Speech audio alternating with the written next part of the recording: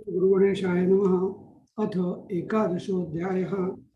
तर या 11व्या अध्याय 11व्या अध्यायामध्ये ऋषी विचारतात की आधीच्या अध्यायात त्यांनी सांगितलं असतं ना की व्यासांना अशी शंका येते की माझी गत पण त्या पुरुरवा राजासारखी व्हायची. तो जसा पूर्ण वश होऊन पूर्ण मग वेडा झाला होता, तर तसं माझं होईल का? तर ऋषी विचारतात त्याच्यावरती की हे सुद्धा पुरुरवा राजा कोण आणि उर्वशी कोण ती देवकन्या ती, आणि मग तिच्यामुळे त्यांना काय कष्ट झाले. हा, आणि तर हे पण तो म्हणजे हे सगळं जे कथानक आहे, तर हे लोमहर्षण सुता, म्हणजे सुताच्या वडिलांचं नाव लोमहर्षण असं होतं. नाही, त्यांचं स्वतःच नाव लोमहर्षण सूत होतं. तर त्यांना ते हे आम्हाला अगदी त्या ऐकण्याची खूप आम्ही श्रोतुकाम म्हणजे ऐकायला उत्सुक आहोत तुमच्या तोंडातून. तर कारण तुम्ही जे कथानक सांगताय ते अमृतासारखंच, असं अमृतापेक्षाही ते अत्यंत मधुर असं आहे, आणि तृप्ती अजिबात होत नाहीये. तुम्ही जेवढं सांगाल तेवढी आमची ऐकण्याची इच्छा अजून अजून वाढते. त्यामुळे ते आम्हाला तुम्ही सांगा असं.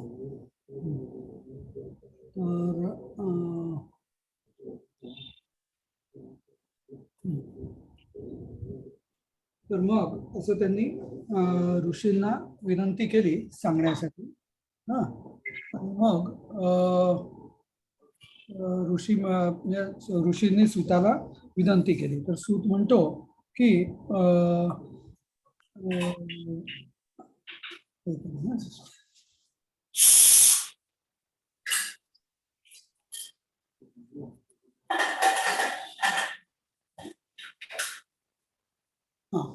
आणि मग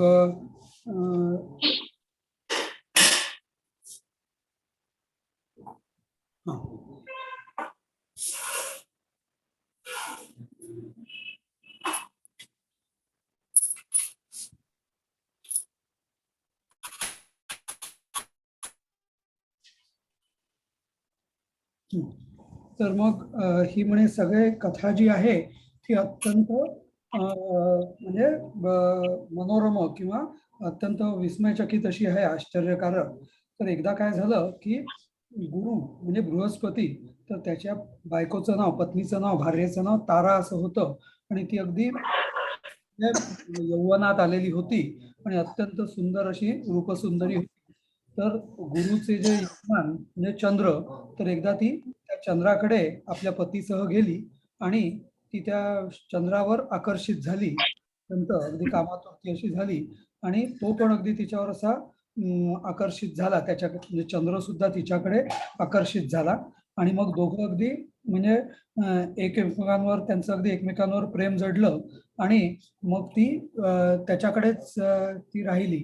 हा, आणि मग बरेच दिवस ती आलीच नाही, आणि मग बृहस्पती म्हणजे देवगुरूंना कळलं की ती तारा की आपल्याकडे आलेली नाहीये, ती यजमानाकडेच राहिली.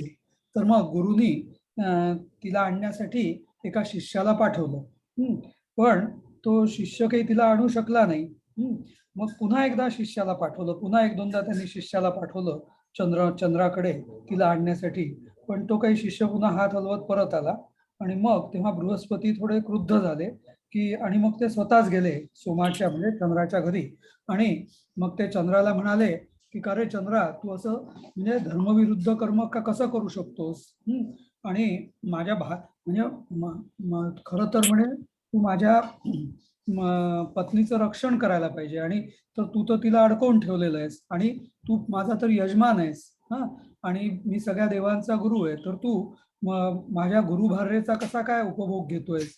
आणि तुला हे माहिती नाही का की ब्रह्महत्या, सुवर्ण चोरणारा तो, नंतर सुरापो म्हणजे दारू पिणारा, आणि गुरुतल्पग म्हणजे गुरुपत्नीचा अपहार करणारा, ही 4 महापातकं आहेत.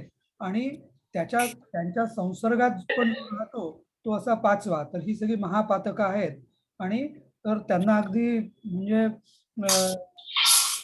याला म्हणजे हे खूप महापाप समजलं जातं आपल्या आचारामध्ये. तर तू असा महापापी आहेस, आणि तू अगदी लोकात राहायला पण लायक नाहीस, त्यामुळे तू लवकर माझ्या स्त्रीला सोडून दे, आणि नाही तर मी तुला म्हणजे सगळ्यांना सांगून की माझ्या म्हणजे गुरुदाराप हरिणाम म्हणजे गुरु पत्नीचं हरण करणारा असं मी तुला ठरवेल. तर असं त्याचं बृहस्पतीचं क्रोधावेशाने युक्त असं भाषण ऐकून तो चंद्र अगदी असा म्हणजे जरा खबरीपणाने किंवा हा असं शांतपणाने असं म्हणाला की हे गुरु, तुला माहिती नाही का की ब्राह्मण जे आहेत तर ब्राह्मणांचा मुख्य गुण असा आहे की त्यांनी म्हणजे क्रोधवर्जिता म्हणजे राग कधी धरायला नको, मनामध्ये कधी राग नको त्यांनी धरायला. तर तू असं मनामध्ये असं क्रोधाने कसं काय बोलू शकतोस मला?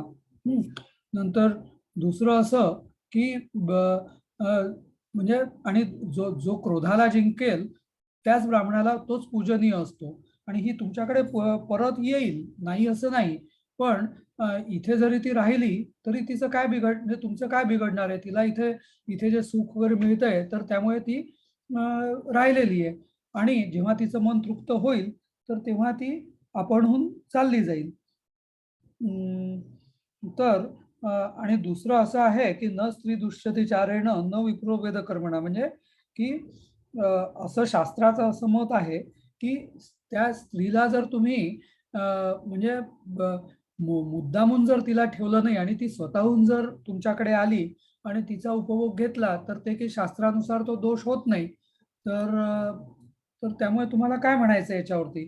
तर मग ते अगदी मोठ्या दुःखाने पुन्हा परत गेले बृहस्पती. हा, मग असं मग परत काही दिवसांनी पुन्हा एकदा मग ते गुरु म्हणजे बृहस्पती पुन्हा एकदा चंद्राकडे गेले. मग तो आणि त्याला काही कोणी आतमध्ये येऊ दिलं नाही. हा, मग पुन्हा ते बाहेरच राहिले.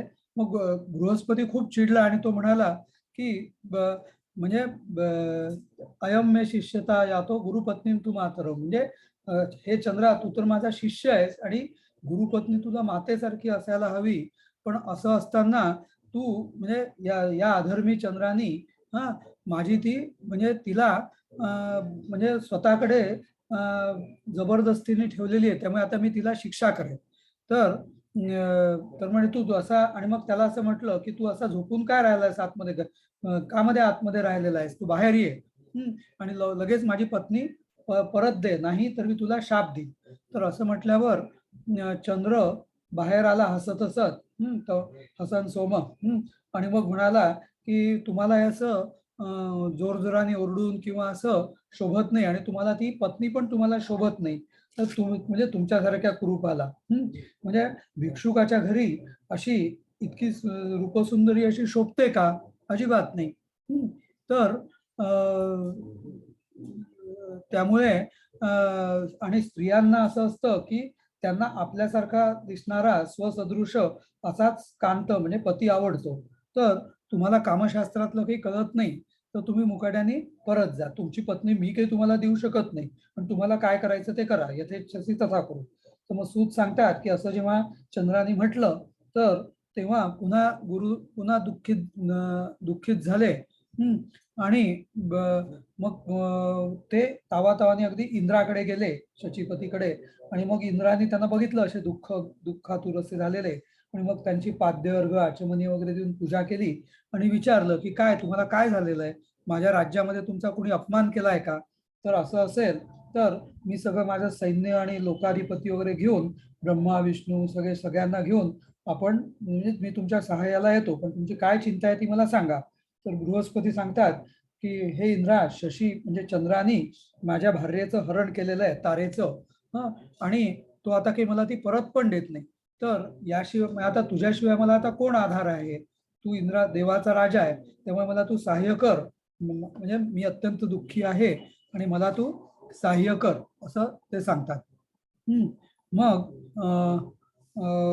असं झाल्यावरती मग इंद्र त्यांना सांगतो की मा शोकम करू धर्मज्ञ, म्हणजे हे धर्मज्ञ आपण शोक करू नका, मी तुमचा दास आहे आणि मी तुमच्या पत्नीला लगेच आणतो. आणि मग इंद्रानी त्याचा दूत पाठवला इंद्राचा चंद्राकडे, आणि मग दूतानी त्यांना सांगितलं चंद्राला की मी इंद्राकडून आलोय आणि हे चंद्रा तुला तू सुविचक्षण म्हणजे तुला शास्त्राचं वगैरे असं ज्ञान आहे आणि तू धर्मज्ञ पण आहेस, तू नीती पण जाणतोस. तुझा पिता अत्री तो पण धर्मात्मा आहे, अत्री ऋषी. त्यामुळे तुला असं निंदकर्म तू करणं हे काही तुला शोभत नाही. आणि त्यामुळे तू दुसऱ्याची अशी पत्नी अशी तू कशी काय घेऊ शकतो? आणि त्यात असताना तुला गुरुपत्नी तू कसं काय तिचं हरण कसं काय करू शकतोस?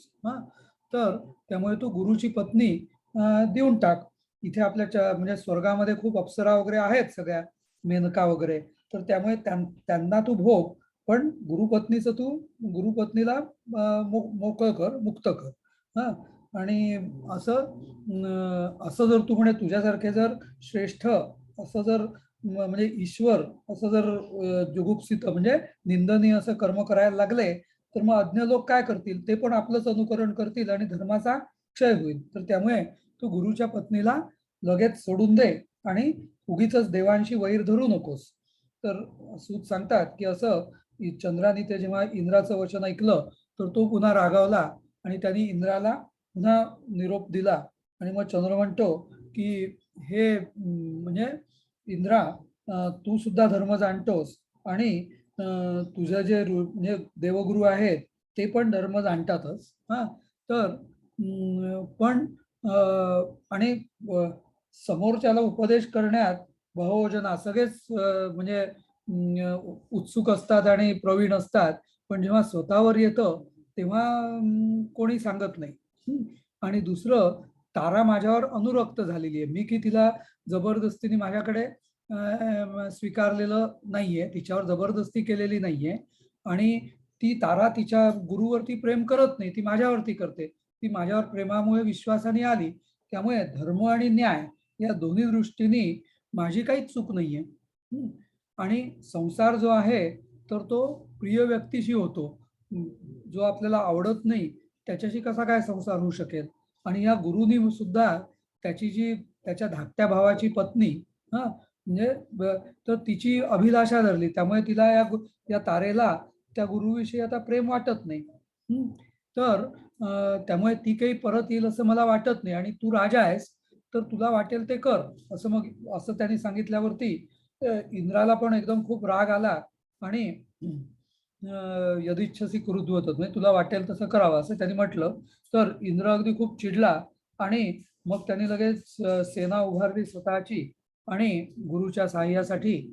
आणि मग त्यांनी युद्ध सैन्य सज्ज केलं. आणि इकडं दैत्यांचे जे गुरु, तर त्यांना पण कळलं असं, तर त्यांनी पण लगेच ते चंद्राकडे गेले आणि चंद्राला सांगितलं की तू जर देवांशी युद्ध करशील तर मी तुला मदत करील, त्यामुळे तू त्या तारेला काही परत करू नको. आणि मग म्हणजे आणि इकडे मग पूर्ण असं देवांचं असं युद्ध खूप चाललं, अगदी खूप भयंकर महाभयंकर असं बरीच वर्ष. मग शेवटी पितामह म्हणजे ब्रह्मदेव हंसावर आरूढ होऊन त्या युद्ध शांत करण्यासाठी ते आले. आणि मग राकापती म्हणजे चंद्राला त्यांनी सांगितलं की अरे तू या गुरुपत्नीला मुक्त कर, आणि तू जर असं केलं नाहीस तर मी विष्णूला सांगून तुझा नाश करवीन. आणि मग त्यांनी जेव्हा ब्रह्मदेवानी जेव्हा तसं सांगितलं, तेव्हा शुक्राचार्यांनी पण सांगितलं त्याला की तू पण म्हणजे मग त्यांना कळलं की विष्णूने जर नाश केला तर आपलं काही चालणार नाही. तर मग त्यांनी पण सांगितलं की तू गुरुला ती पत्नी परत कर. आणि मग चंद्रानी ती पत्नी आपल्या गुरुला म्हणजे बृहस्पतींना परत केली, पण तेव्हा ती गर्भवती होती. मग जेव्हा ती पत्नी परत आली तर त्या गुरुला आनंद झाला. आणि मग त्यांनी ती पत्नी जी आहे तर तिला एक मिनिट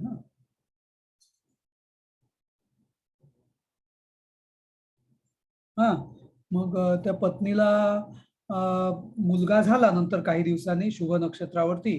तर गुरुनी त्याचं पूर्ण जातकर्म वगैरे केलं. आणि ते जेव्हा चंद्राला कळली, तर तेव्हा चंद्र पुन्हा गुरुकडे आला की अरे हा का तू असं कसं जातकर्म केलंस ते तिच्या पुत्राचं, कारण तो माझ्या वीर्याने उत्पन्न झालेला आहे, तेव्हा तुला जातकर्माचा अधिकार नाही. तर बृहस्पती म्हणाला असं काही नाही, तो माझाच पुत्र, यात काही संशय नाही. मग पुन्हा मग सगळे युद्धाला जमले. मग पुन्हा मग म्हणजे सगळं मग देव दानव सगळे एकमेकांसमोर आले. मग पुन्हा ब्रह्मदेव मध्यस्थी करायला आले आणि मग त्यांनी ब्रह्मदेवांनी सगळं दोघांनाही त्यांचे पक्ष विचारले आणि विचारलं, तारेलाच विचारलं की हे तारे तूच सांग की हा पुत्र जो आहे हा कोणापासून तुला झालाय. तर मग ती जरा लाजली आणि तिने सांगितलं की चंद्रापासूनच झालेला आहे. मग असं म्हटल्यावरती मग तो जो पुत्र जो आहे तो चंद्र त्या पुत्राला घेऊन गेला. पुन्हा मग त्यांनी जातकर्म केलं आणि त्याचं नाव बुध असं ठेवलं. तर अशा रीतीने बुध हा चंद्र आणि तारा, गुरुपत्नी तारा यांच्यापासून झालेला पुत्र आहे. तर असा हा बुध आहे. तर अशी ही म्हणजे मग सूत सांगतात की जशी मला ही कथा सत्यवती सुत व्यासांकडून कळली, व्यास ऋषींकडून, तशी मी बुधाच्या उत्पत्तीची कथा आपल्याला सांगितली. तर अशा रीतीने हा 11वा अध्याय इथं समाप्त झालाय. मग नंतर मग सूत पुढे सांगतात की हा आता मी तुम्हाला पुरुरवाच्या जन्माची कथा सांगतो की पुरुरवा कसा जन्माला आला. तर हा जो म्हणजे पुरुरवा जो आहे तर तो बुधपुत्र त्याला मानलं जातं, म्हणजे बुधाचा पुत्र. कसा तर पूर्वी सुद्युम्न नावाचा एक तो राजा होता. ही कथा आपण थोडीशी त्या महात्म्यखंड स्कंदपुराणातल्या महात्म्यखंडामध्ये ऐकलेली आहे. तर सुद्युम्न नावाचा जो राजा होता तो अगदी सत्यवादी जितेंद्रिय असा होता आणि एकदा तो शिकारीला वनामध्ये गेला आणि मग खूप वनामध्ये इकडे तिकडे फिरला. त्याला काही कळलं नाही. मागे मागे मागे मागे म्हणजे ससे डुक्कर गवे वगैरे त्यांच्याकडे तो त्यांच्या मागे मागे मागे मागे गेला तो. आणि मग तिथे एका पूर्ण अशा मोठ्या वनामध्ये त्यांनी प्रवेश केला. ते वन अत्यंत असं रमणीय असं होतं. तिथे म्हणजे आंबा, नारळी, कदली, खंड अशी वेगवेगळी झाडं वगैरे होती. आणि तिथं त्या प्रदेशात त्यांनी प्रवेश करताच काय झालं की तो स्वतः सुद्युम्न राजा, त्याचे सगळे सेवक, नंतर सैनिक आणि त्याचे जे घोडे होते ते सुद्धा सगळे स्त्रीमध्ये परिवर्तित झाले. तर स्त्री देहामध्ये. आणि मग राजाला मोठं कळलं नाही की असं कसं झालं की सगळे आपण स्त्री कसे झालो आणि मग आता मी राज्य तरी कसं करू, असं तो मोठ्या काळजीत पडला. तर ऋषी विचारतात की हे सुतांनो, आम्हाला मोठं आश्चर्य वाटतंय, हे लोमहर्षणा, आम्हाला मोठं आश्चर्य वाटतंय की या सुद्युम्नाला स्त्रीत्व प्राप्ती कशी झाली, तो तर राजा होता, तर ते आम्हाला सांगणं. तर सूत सांगतात तर त्याची कथा अशी आहे की एकदा म्हणजे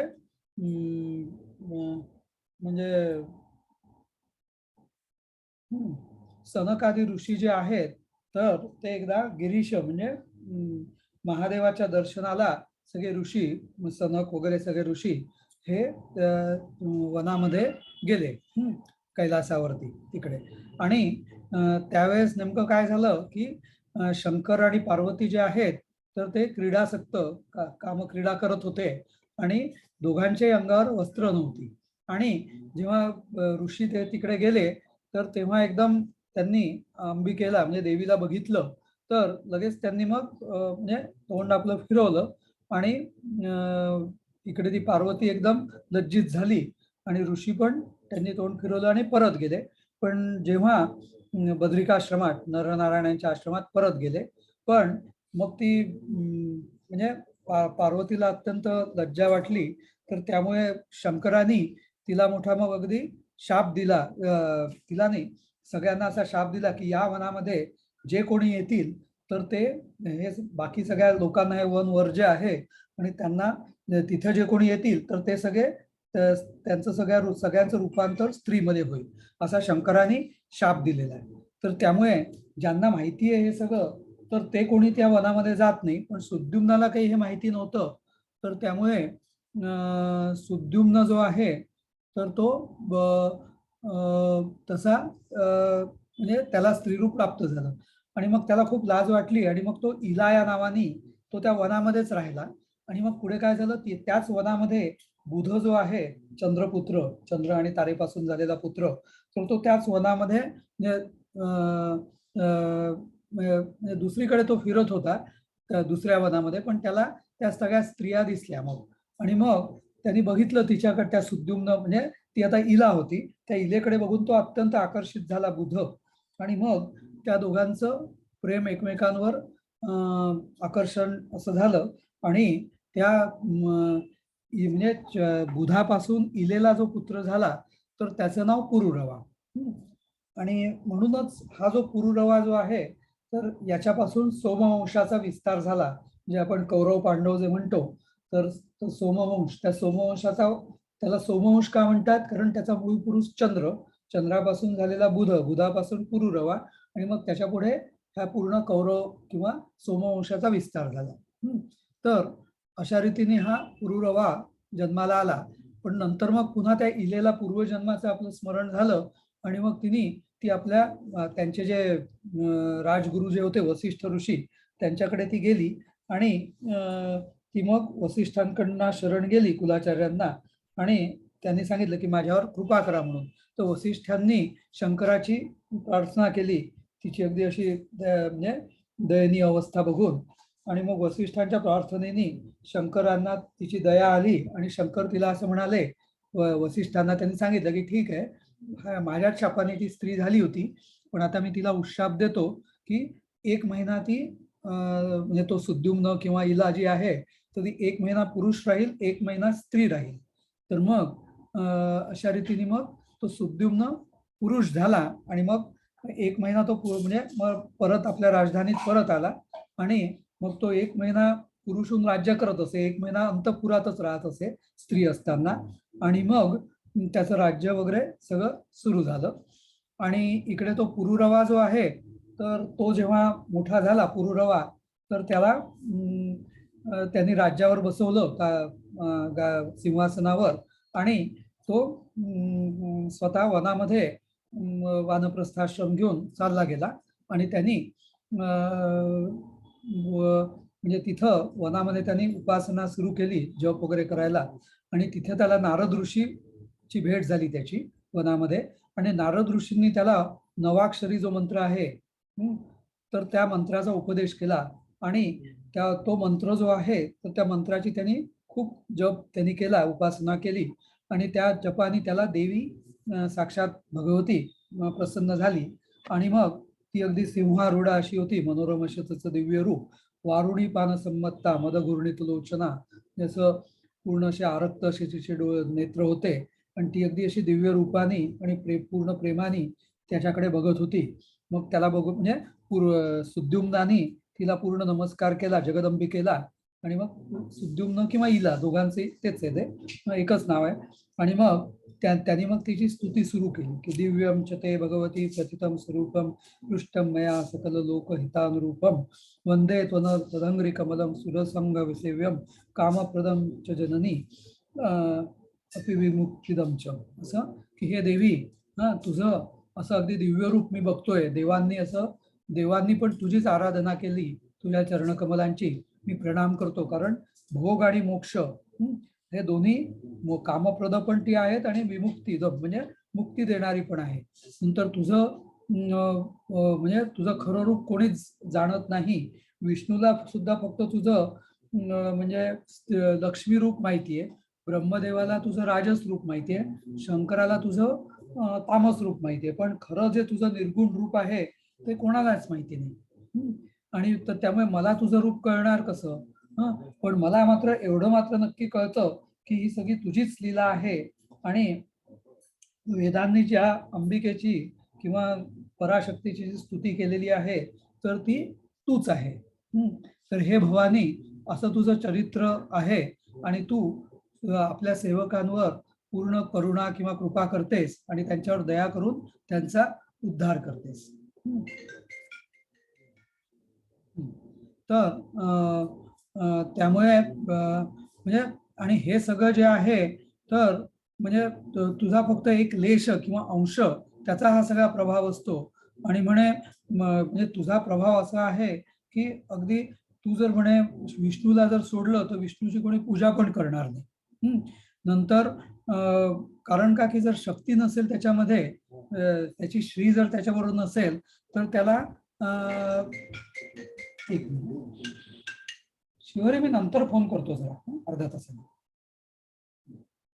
तर त्यामुळे अगदी, आणि हे मला माहिती आहे की सगळे देवांना पण तू स्त्री केलं होतं, तर त्यामुळे मग आणि तुझ्याच कृपेमुळे ते पुन्हा पुरुष झाले. तर आणि तू जर मला म्हणजे पुरुष सुरू झाला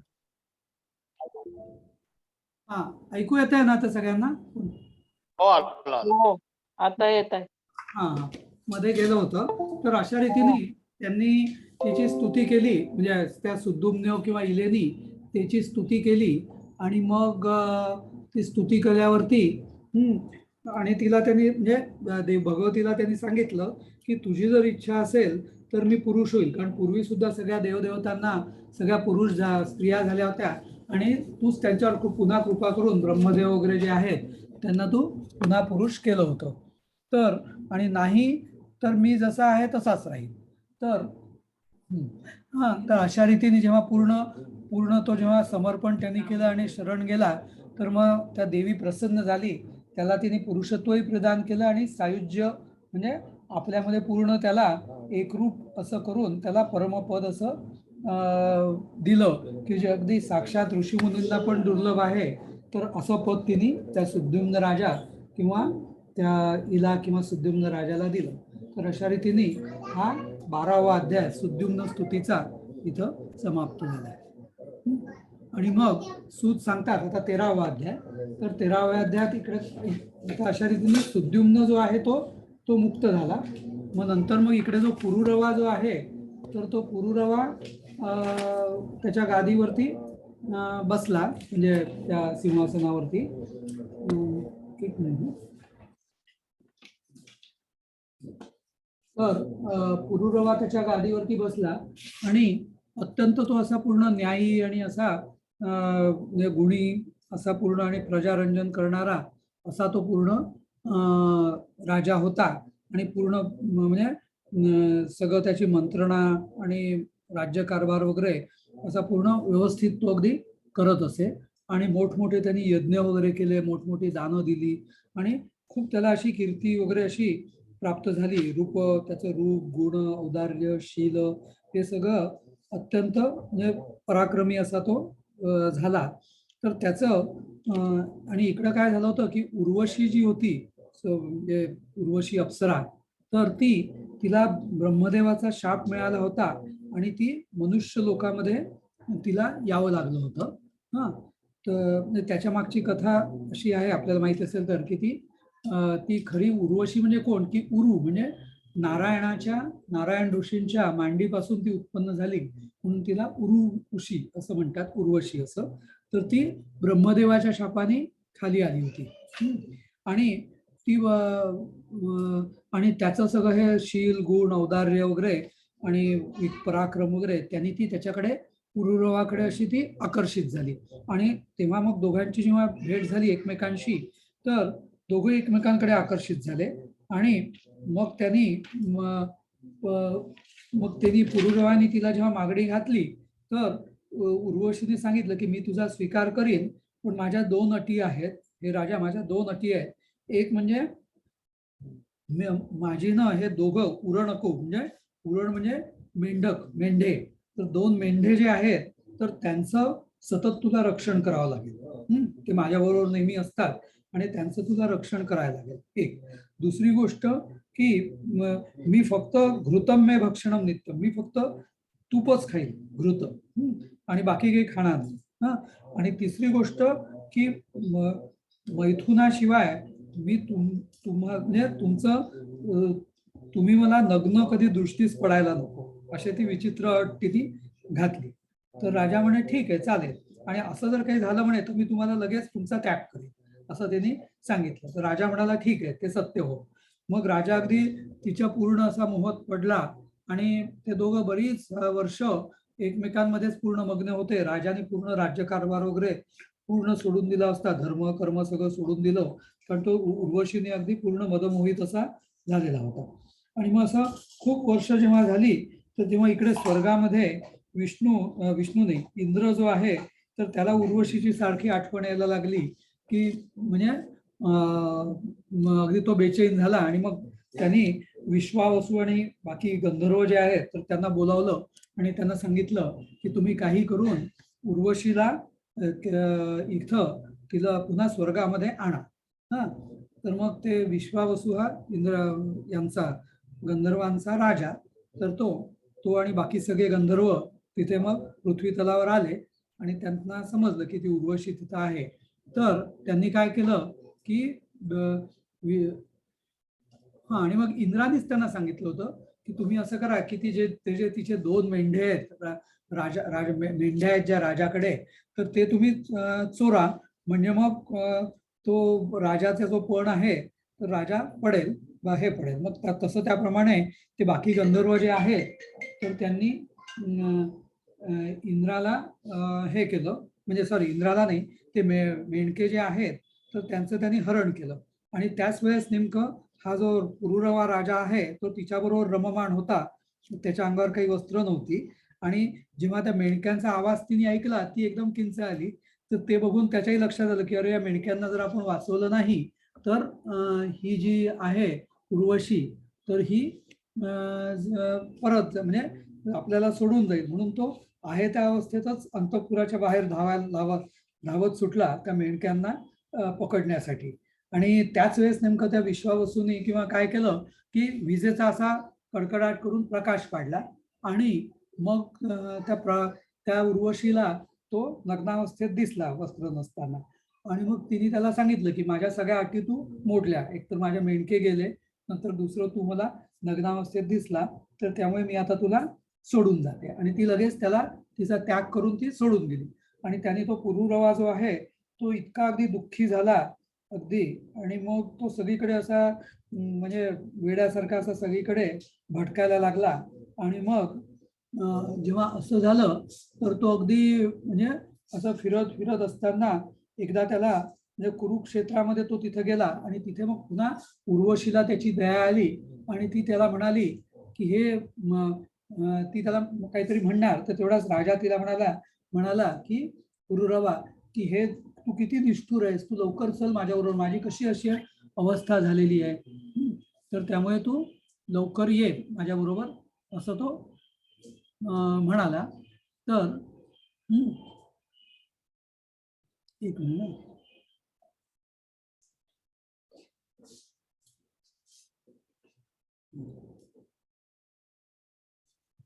हा, आणि जर तू म्हणे माझ्याकडे जर आली नाहीस तर म्हणजे माझी पूर्ण वाट लागेल आणि मला रुक आणि काक म्हणजे लांडगे आणि कावळे हे मला खाऊन टाकतील माझ्या देहाला, अशी माझी अवस्था झालेली आहे. हा, ते असा अगदी पूर्ण असा विवश असा झालेला तो बघून तर उर्वशी म्हणाली की अरे नृप शार्दूल म्हणजे हे राजसिंहा, तुझं ज्ञान सगळं म्हणजे असा तू मूर्खासारखा काय बडबडतोयस, तुझं सगळं ज्ञान कुठे गेलं? तुला हे माहिती नाही का की स्त्रियांचं मैत्री ही कधीच खरी नसते, कारण त्यांचा स्वभाव जो असतो तो रुक म्हणजे लांडग्यासारखा असतो. त्यामुळे ते स्त्रियांवरती कधी विश्वास ठेवायचा नसतो. म्हणजे आणि विशेषतः जो राजा असतो तर त्यांनी तर कधीच स्त्रिया आणि चोर यांच्यावरती कधीच विश्वास ठेवायचा नसतो. त्यामुळे तू लगेच घरी जा परत आणि हा सगळा दुःख सोडून दे आणि पुन्हा आपल्या राज्यसुखाचा उपभोग घे. आणि मग अशा रीतीने म्हणजे पण त्याला ते काही समजलं नाही आणि परत तो त्या दुःखी अवस्थेतच राहिला. तर अशा रीतीने सूत सांगतात की असं हे उर्वशीचं आणि यांचं पुरुरव्याचं चरित्र आहे. हे वेदांमध्ये अत्यंत म्हणजे बहुरुचो जे आहे म्हणजे यजुर्वेदातलं, तर त्याच्यात त्याचं आख्यान आहे. तर हे मी तुम्हाला संक्षेपाने सांगितलंय.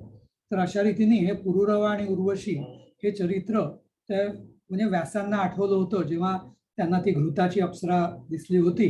आणि मग ते सारखा विचार करत होते की मी हिला पत्नी म्हणून हिचा स्वीकार करू का. पण लगेच त्यांच्या लक्षात आलं की माझी पण अशी पुरुरव्यासारखी दुःखी अवस्था होईल, म्हणून मग तिचा स्वीकार न करणं बरं, असं त्यांनी मनात घेतलं. तर अशा रीतीने हा 13वा अध्याय इथं समाप्त झाला. आता 14व्या अध्यायामध्ये शुकाचा म्हणजे शुकाचार्य जे आहेत तर त्यांचा जन्म व्यासांपासून कसा झाला त्याची कथा आहे. तर मग इकडे काय झालं की अशा रीतीने जेव्हा ते व्यास ऋषी तपश्चर्येहून आले होते आणि अग्नीनी मंथन करत होते अग्नीला उत्पन्न करण्यासाठी. त्याच वेळेस नेमकी ती मृगाची अप्सरा त्यांच्या समोर आली. त्यांना ते मोहित तर झाले तिच्याकडे, पण त्यांना काही सुचेना काय करायचं ते. आणि ते असे झाल्या म्हणजे तिच्याकडे बघत असल्यावर ती घाबरून गेली. तिला वाटलं की आता मला शाप देतील आणि म्हणून तिने पोपटी म्हणजे मैनेचं रूप घेतलं आणि ती उडून गेली. पण इकडं काय झालं की व्यास ऋषी इकडे त्यांचं ते अग्नीचं उत्पादन करणं सुरूच होतं, अग्नीसाठी अरणीचं मंथन करणं, आणि इकडे त्या म्हणजे त्यांचे ते कामातूर पण झाले होते.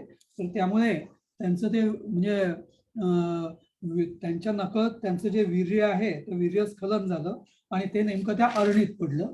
आणि त्या अरणीमध्ये आणि लगेच ते म्हणजे नेमका तो अग्नी पण प्रकट झाला त्या याच्यातनं, आणि अशा रीतीने त्या अरणीमध्ये त्या शुकाचार्यांचा जन्म झाला. तर त्यामुळे त्यांना म्हणजे असा तो दिव्य असा म्हणजे अग्नीमध्ये साक्षात तो उत्पन्न झाल्यामुळे अत्यंत तेजस्वी आणि असा तो उत्पन्न होता असं.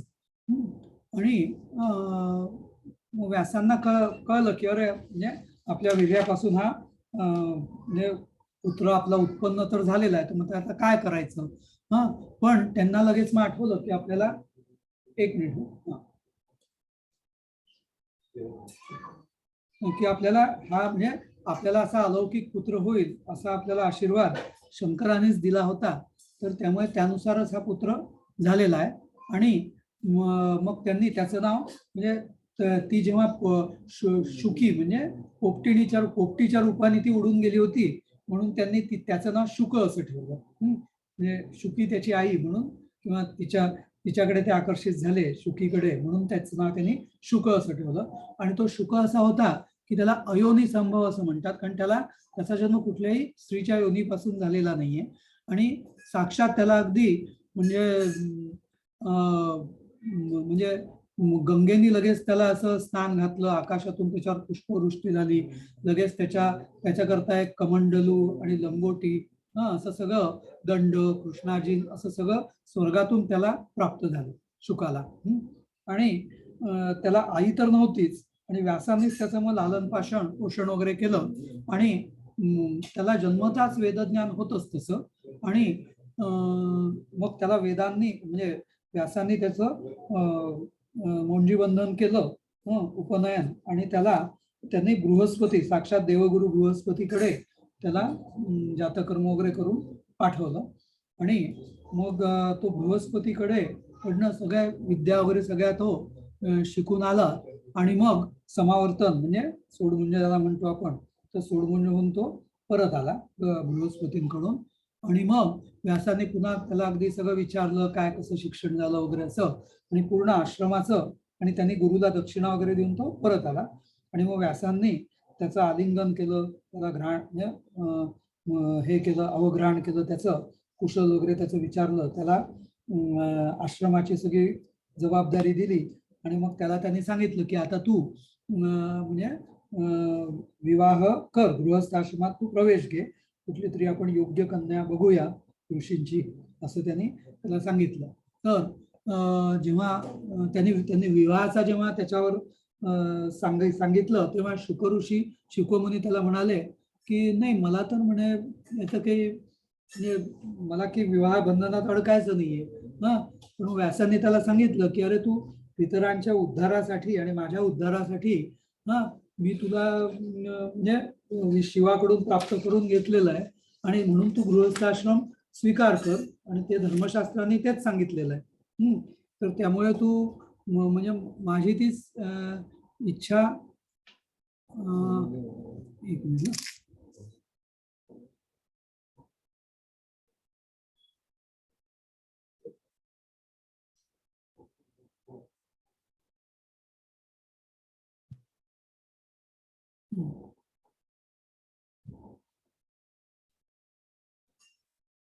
म्हणजे आता मला जो आधार आहे तर तो तुझाच आहे. तर त्यामुळे तू आता गृहस्थाश्रमात तू प्रवेश कर, आणि गृहस्थाश्रमाशिवाय तुला काही म्हणजे हे नाहीये. म्हणजे कारण सगळ्याच गृहस्थ धर्म जो आहे तर तोच सगळ्यात श्रेष्ठ आहे, कारण तोच सगळ्यांना अगदी वसिष्ठ वगैरे ऋषी जे आहेत त्यांनी सुद्धा त्याचंच आचरण असं केलेलं आहे. तर आणि वेदानुसार तू ते आचरण कर, आणि त्याच्यानंतर तू वानप्रस्थ संन्यास वगैरे असं तू घे. तर त्यामुळे तू अशा आश्रमामधनं ब्रह्मचर्यातून गृहस्थात जा, गृहस्थातून वानप्रस्थात, आणि वानप्रस्थातून संन्यासाश्रमात जा. तर त्यामुळे तू अग्निहोत्राचा स्वीकार कर गृहस्थाश्रम घेऊन, आणि सगळी कर्म प्राप्त कर. तर आणि नाहीतर असं होईल की तू लगे म्हणजे संन्यासाश्रमात जर येशील तर तर जसं विश्वामित्रांचं झालं की त्यांनी 3000 वर्ष तप केलं आणि त्याच्यानंतर तप केल्यानंतर सुद्धा त्यांचं जे म्हणजे कामना पूर्ती झाली नव्हती, त्यामुळे त्या मेनकेमुळे ते पुन्हा मेनकेमुळे मोहात पडले आणि मग पुन्हा त्यांना मग शकुंतला वगैरे पुन्हा मुलगी झाली वगैरे, तो एक इतिहास आहे. एवढंच काय, तर माझे जे पिता पराशर ऋषी, तर त्यांना सुद्धा म्हणजे ते सुद्धा कामबाणाने विद्ध होऊन त्यांनी अक्षरशः होडीमध्ये नौकेमध्ये त्या सत्यवतीकडे आकर्षित होऊन त्यांना ते आकर्षित झाले किंवा साक्षात ब्रह्मदेव आपल्या मुलीकडेच आकर्षित होऊन कामाने पीडित झाले.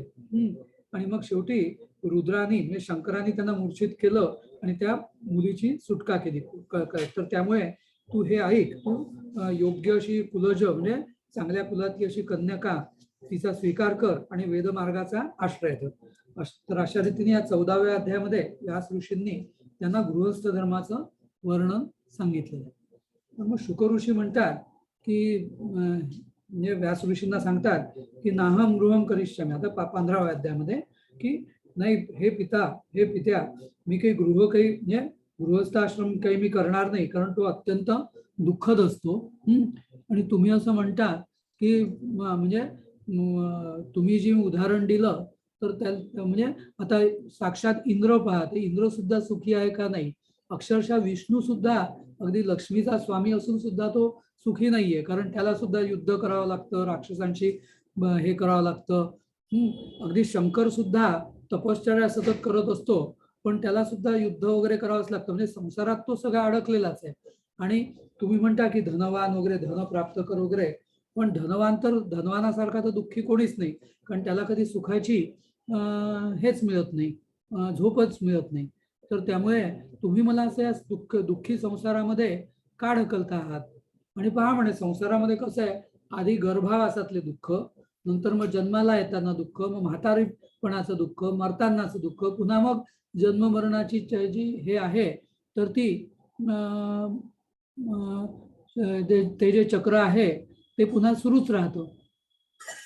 तर त्यामुळे तुम्ही मला पुन्हा पुन्हा याचा का म्हणजे जबरदस्ती का करत आहात तुम्ही त्याची? तर मग जेव्हा आणि तुम्ही तर साक्षात म्हणजे सगळं वेद पुराण वगैरे याचं सगळं तुम्ही रचयित आहात आणि तुम्ही सगळं योगशास्त्र ज्ञानशास्त्र त्याच्यात प्रवीण आहात. तर तुम्ही मला जे सगळ्या सुखांचं जे मूळ आहे ते योगशास्त्र आणि ज्ञानशास्त्र सांगा ना. या कर्मकांडाचं मला काही आकर्षण नाहीये, कारण त्याच्यात अडकलं की सगळं प्रारब्ध संचित क्रियमाण याचं सगळं चक्र सुरू होतं. तर त्या कर्मांचा नाश कसा होईल तर ते मला तुम्ही सांगा. आणि मग पुन्हा मग त्यांनी असं सांगितल्यावरती व्यास ऋषी पुन्हा मग दुःखी झाले, अगदी ते पूर्ण रडायला लागले, पुन्हा हे झाले. तर मग शुक ऋषी त्यांना म्हणाले की म्हणजे असं जेव्हा त्यांनी बघितलं व्यासांची अवस्था ना, की पूर्ण असे म्हणजे ग्लानी आलेली, दुःखी, रडतायत वगैरे, तर म्हणे उवाच पितरम व्यासम विस्मय फुल्लोचना, की हे शुक म्हणतात की बघा बघा किती म्हणजे हे या मायेचा केवढा मोठा प्रभाव आणि बल आहे, की माझे वडील की जे साक्षात वेदांती, वेदाचे भाग पण त्यांनी पाडले, पुराण त्यांनी रचली, पुराणाचे जे वक्ते, महाभारताचा जो निर्माता, वेदांचा विभाग करता ना, तर तो सुद्धा पूर्ण मोहात अडकलेला आहे. तर अशी ही अवस्था, म्हणजे याला काय करायचं? त्यामुळे आता मी असं करतो की ही सगळी जी ब्रह्मा विष्णू महेश, तर या सगळ्यांना जी मोहात पाडलेली जी आहे, मोहात पाडणारी जी माया आहे, तर त्या मायाला किंवा भगवतीलाच मी शरण जातो, कारण तिच्याशिवाय मोहात न अडकणारं कोणीच नाहीये. त्यामुळे मला हे सगळं जे म्हणजे सगळं जे बल किंवा वीर्य जे आहे तर हे तिच्याचकडे आहे. तर त्यामुळे मला तिच्याचकडे जायला पाहिजे, नाहीतर हे सगळं मला हे सगळे संसारात म्हणजे ही माया जी आहे तर ही मला याच्यामध्ये संसारात पुन्हा लोटेल. तर मला तिलाच शरण जायला पाहिजे. आणि तसं जर बघितलं तर मी कोण आहे? हा, म्हणजे मी कोण, कुठला, म्हणजे माझा पिता पुत्र असं म्हणतात, पण त्या नात्याला काही खरा काही अर्थ नाहीये, नाही का? कारण हे सगळं पंचमभौतिक शरीर आहे, ते तर पूर्ण नाशवंत आहे. हा, पण हे सगळं मला मायेमुळेच या व्यासांना मी पुत्र वाटतोय आणि म्हणजे ते स्वतः त्यांना पिता वाटतायत. तर मग तो आपल्या वडिलांना सांगतो, म्हणजे शुकऋषी आपल्या वडिलांना सांगतात की म्हणजे की हे पराशर पुत्रा, हा, तुम्ही तर एवढे ज्ञानवान आहात, हा, आणि मी तुमचा मुलगा आहे, पण पूर्वजन्मात मी तुमचा मुलगा होतो का नाही? त्यामुळे तुम्ही कोण आणि मी कोण? त्यामुळे तुम्हाला असा भ्रम कशाला व्हायला पाहिजे? ही सगळी माया आहे. हा, आणि तुम्ही म्हणजे आणि तुम्ही जे म्हणतात सुख वगैरे, ते तुम्हाला म्हणजे ते सुख जे आहे ते लोकांना जगामध्ये स्त्रीमुळे प्राप्त होतं, पुत्रदर्शनाने काही होत नाही. त्यामुळे तुम्ही पुत्राचा एवढा मोह कशाला करता? आणि मग पूर्वी तुम्हाला आठवत असेल की साक्षात हरिश्चंद्रांनी हा आपला जो पुत्र आहे तर तो विकला होता विश्वामित्रांचं ती प्रतिज्ञा पूर्ण करण्यासाठी, किंवा हरिश्चंद्राला तो जो अजिगर्त जो आहे तर त्यांनी पुत्र पैशासाठी विकला होता. त्यामुळे पुत्राचा मोह काही फार मोठा नाहीये, तर त्यामुळे ते तुम्ही समजून घ्या आणि माझा काही मोह तुम्ही धरू नका. आणि खरं असं आहे की आधी म्हणे दुर्लभम मानुषम जन्म कर्मभूमा विहानग, म्हणजे की मनुष्याचा जन्म जो आहे तो अत्यंत दुर्लभ, तत्रापि ब्राह्मणत्व वै दुर्लभम चोत्तमे कुले, आणि त्यातही ब्राह्मणत्व मिळणं अत्यंत दुर्लभ, त्यातही उत्तम कुल मिळणं अत्यंत दुर्लभ. आणि असं सगळं असताना तुम्ही मला बद्ध का करू इच्छिता? आता तर मला तुम्ही माझी जी संसार वासना जी आहे तर ती तुम्ही मला दूर, माझी म्हणजे मला ज्ञानाचा उपदेश करून ती वासना तुम्ही मला दूर करायला पाहिजे. तर तुम्ही असं मला वासनांच्या जाळ्यात गुंतून का ठेवता? असं तो शुक त्यांना विचारतो. तर मग ते म्हणजे आणि मग व्यास ऋषी सांगतात, म्हणजे त्याला सांगतात की, आणि तो नाही, मग शुक म्हणतात की मला संन्यासाश्रमातच जायचंय, त्या संसारात की मला पडायचं नाही. मग व्यास ऋषी सांगतात की पुत्र महाभग माया भागवतम कृतम, तर ते सांगतात की हे पुत्रा, तू असं कर, मी जे केलेलं भागवत जे आहे म्हणजे हे देवी भागवत, तर त्याचं तू पठण कर, कारण ते एवढं शुभ आहे ना, आणि न च अतिविस्तीर्ण, म्हणजे खूप मोठं पण नाहीये, आणि साक्षात ब्रह्मदेवानी त्याला संमती दिलेली आहे. त्याच्यामध्ये 12 स्कंद आहेत आणि ते पूर्ण पंचलक्षणांनी युक्त आहेत, आणि त्यात सत काय, असत काय, ज्ञान काय, विज्ञान काय, हे सगळं तुला ते ऐकल्याने प्राप्त होईल. तर आणि म्हणे पूर्वी, अगदी पूर्वी हे जे भागवत आहे, तर या भागवताचा उपदेश, म्हणजे हे भागवत कसं निर्माण झालं, तर पूर्वी जेव्हा महाप्रलय असताना विष्णू जो आहे तर तो वटपत्रावर जेव्हा पोहडला होता, हा, आणि ते वटपत्र जे आहे ते त्या पूर्ण प्रलयामध्ये महासागरामध्ये वाहत होतं, आणि बालमुकुंद किंवा विष्णू तिथे पडला होता. आणि मग त्याच्या मनात असा विचार आला की मला कोणी निर्माण केलं, मी कोण आहे, हा, हे सगळं काय, प्रलय, पाणी काय पडतं, हे काय आहे ना? तर असं जेव्हा जो चिंता करत होता, विचार करत होता, तर तेव्हा एक महाशक्ती प्रकट झाली आणि तिने त्याला सांगितलं, एक अर्धा श्लोक तिने सांगितला भगवतीने, की सर्वम खल्विदम एवाहम नान्यद अस्ति सनातनम. ते आपण गेल्या वेळेस म्हटलं होतं की हा अर्धश्लोकी किंवा एकश्लोकी भागवत हे आहे, की सर्वम खल्विदम एवाहम नान्यद अस्ति कदाचन, म्हणजे हे जे काय चराचर किंवा त्याच्याही पलीकडचं विश्वातलं आणि विश्वातल्याही पलीकडचं जे काय आहे, तर इदम एव म्हणजे हे सगळं मीच आहे, आणि नान्यद अस्ति कदा सनातन, म्हणजे आणि याच्या पलीकडे बाकी वेगळं सनातन असं काहीच नाही, त्यामुळे हे सगळं काय आहे ते मीच आहे, असं तिने त्या विष्णूला जेव्हा उपदेश केला. आणि मग आणि विष्णू पुन्हा मग ते असा त्याला जेव्हा उपदेश झाला, सर्वम खल्विदमेवाम नान्यदस्ति सनातनम, तो पुन्हा तो विचार करायला लागला की हे काय, असं का, हे मला कोणी ज्ञान दिलं ना? ती ज्यांनी मला ज्ञान दिलं ती स्त्री आहे की पुरुष आहे, ती नपुसंक आहे. आणि मग तरी पण मग तो त्या वटपत्रावर पडल्या या श्लोकाचा जप करायला लागला, आणि मग खूप त्यांनी त्याचा जप केल्यावरती ती जी भगवती आहे ती चतुर्भुज रूपात, म्हणजे शंख चक्र गदा पद्म आणि वर असं ती वर आयुध असं सगळी ती शिवा प्रकट झाली, अत्यंत दिव्य अंबरा दिव्यभूषण भूषिता अशी, आणि त्याच्यासमोर ती प्रकट झाली महालक्ष्मी ती. आणि मग ती जेव्हा त्याच्यासमोर प्रकट झाली तेव्हा विष्णू अगदी आश्चर्यचकित झाला, विस्मित झाला. आणि ते म्हणजे तिच्या बरोबर सगळ्या देवता ज्या होत्या, रती भूती बुद्धी मती कीर्ती स्मृती धृती श्रद्धा मेधा स्वधा स्वाहा, क्षुधा निद्रा दया गती तुष्टी पुष्टी क्षमा लज्जा जृंभा तंद्रा शक्त्या, तर या सगळ्या ज्या तिच्या ज्या सेविका किंवा तिच्या ज्या आवरण देवता आहेत, तर त्या तिच्या मागोमाग सगळ्या त्या प्रकट होत्या तिच्यासारख्याच दिसणाऱ्या. आणि मग पुन्हा त्या विष्णूला त्यांना सगळ्यांना बघून पुन्हा तो विचार करायला लागला की हे काय आहे, म्हणजे हा सगळा चमत्कार कसला आहे, या स्त्रिया कोण, आणि मी असा वटपत्रावर काय आहे असं. आणि तर हे वटपत्र कुठून निर्माण झालं, हे वडाचं झाड कुठून निर्माण झालं. तर आणि मग म्हणजे ही आहे कोण, ही जादू आहे की माझी आई आहे की काय, म्हणजे की चेटकीण आहे कोणी, इंद्रजाल आहे, असा करत तो. आणि मग त्याला काही सुचलं नाही, मग पुन्हा तो मौनावस्थेमध्ये बालभावामध्ये पुन्हा तो तसाच त्या तंद्रीत पोहडलेला राहिला.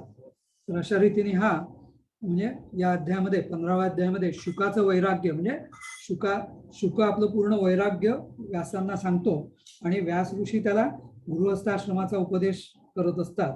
आणि असा हा, आणि नंतर मग शेवटी हे जे बालमुकुंद आणि त्याला भगवतीने केलेला एकश्लोकी भागवताचा उपदेश, हे असलेला हा 15वा अध्याय इथं समाप्त झालाय. जय गुरु. जय गुरु. जय गुरु. जय गुरु. जय गुरु. करायचंय काही? जय गुरु. जय गुरु. जय गुरु.